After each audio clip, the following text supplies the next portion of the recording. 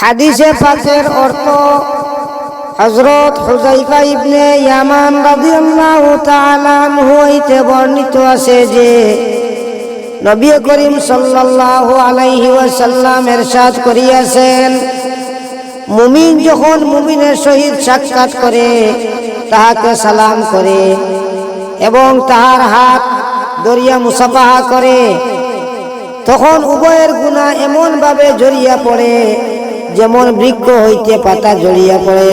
সুবহানাল্লাহ।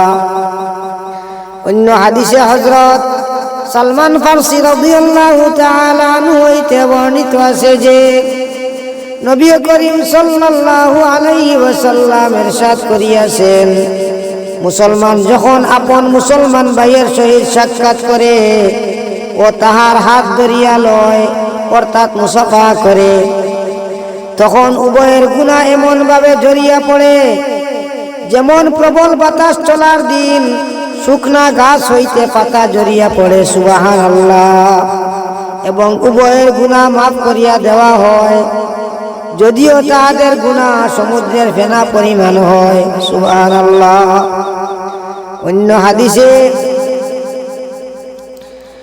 অজানা গোত্রের এক ব্যক্তি হইতে বর্ণিত আছে যে তিনি হযরত আবু যর রাদিয়াল্লাহু তাআলা আনহুকে জিজ্ঞাসা করিলেন, রাসূলুল্লাহ সাল্লাল্লাহু আলাইহি ওয়াসাল্লাম কি সাক্ষাৎ করার সময় আপনাদের সহিত মুসাফা করিতেন?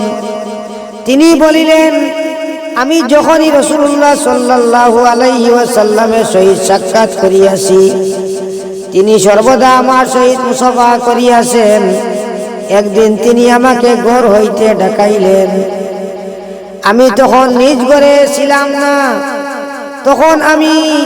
যখন আমি ঘরে আসিলাম এবং আমাকে বলা হইল যে নবী করিম সাল্লাল্লাহু আলাইহি ওয়াসাল্লাম আমাকে ডাকাইয়াছিলেন, তখন আমি তাহার খেদমতে হাজির হইলাম।